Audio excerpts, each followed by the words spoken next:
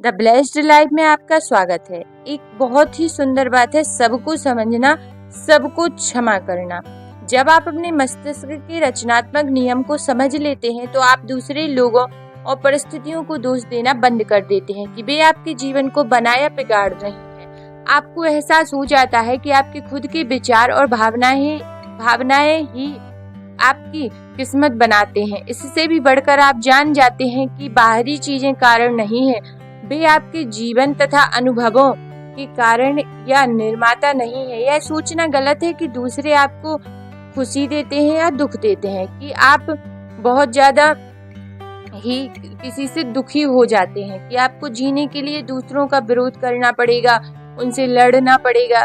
ये सभी विचार अपनी नकारात्मक प्रकृति को प्रकट कर देते हैं। जब आप ये समझ लेते हैं कि विचार ही वस्तु है, यह सिद्धांत बहुत ज्यादा स्पष्ट हो जाता है कि जैसा व्यक्ति अपने दिल में सोचता है वैसा ही वह अपने जीवन में पाता है और वैसा ही वह होता है।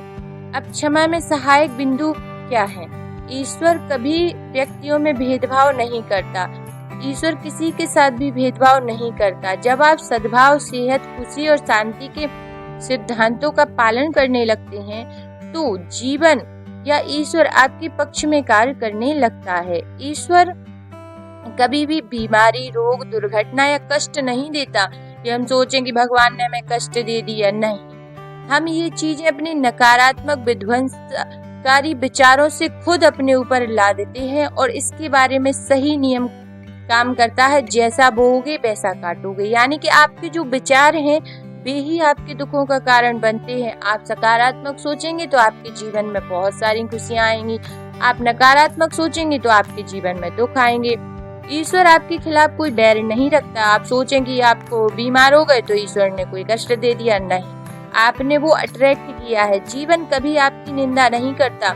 अगर आपके हाथ में घाव हो जाता है तो जीवन उसे ठीक कर देता है। अगर आप अपनी उंगली जला लेते हैं तो ईश्वर आपको क्षमा करता है, घाव को भरता है, फफोलों को मिटाता है, उस हिस्से को पूर्ण बना देता है। तो ये आपकी बॉडी खुद ही हील करती है और इसमें आपकी सहायता ईश्वर ही करते हैं। वो आपको बहुत जल्दी क्षमा करते हैं और यदि हम अपनी गलतियों के लिए ईश्वर से जितनी जल्दी क्षमा चाहते हैं, यानी कि फॉरगिवनेस चाहते हैं, उतनी जल्दी हमें दूसरों को भी क्षमा कर देना चाहिए। ईश्वर आपके लिए बहुत अच्छा सोचते हैं। जब आप सकारात्मक सोचते हैं तो ईश्वर आपके फेवर में काम करने लगता है। दूसरों को क्षमा करना मानसिक शांति और अच्छी सेहत के लिए अनिवार्य है। अगर आप अच्छी सेहत और खुशी चाहते हैं तो आपको हर उस व्यक्ति को क्षमा करना चाहिए जिसने कभी आपको दुख पहुंचाया है। अपने विचारों को देवी नियमों और व्यवस्था के सामंजस्य में लाकर खुद को क्षमा करें। आप खुद को तब तक पूरी तरह क्षमा नहीं कर सकते जब तक कि दूसरों को क्षमा ना कर दें। खुद को क्षमा ना करना सिर्फ आध्यात्मिक अहंकार का अज्ञान है। आज की मनोदैहिक चिकित्सा ने इस बात पर लगातार जोर दिया जा रहा है कि द्वेष, दूसरों की आलोचना, पश्चाताप और शत्रुता कई रोगों के कारण है, जिनमें अर्थराइटिस से लेकर हृदय रोग तक शामिल है। इन नकारात्मक भावनाओं से उत्पन्न तनाव सीधे शरीर के प्रतिरोधक तंत्र को प्रभावित करता है, जिससे आप बहुत ज्यादा बीमारी आकर्षित कर सकते हैं।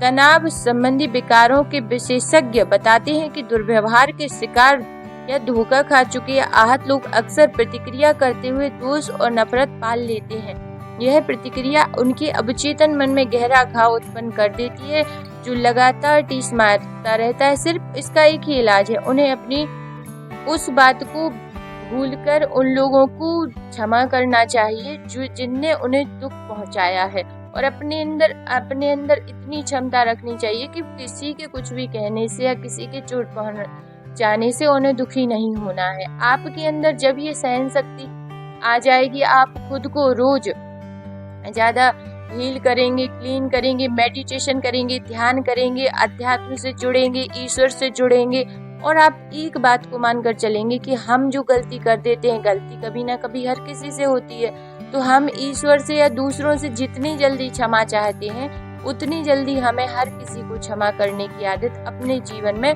लानी चाहिए। किसी पर ज्यादा देर क्रोधित रहना, अब मानव है तो हम किसी पर गुस्सा हो सकते हैं कभी ना कभी, तो हमें उसको बस थोड़ी देर जब भी हमें लगे उसके बाद उसको क्षमा कर देना चाहिए।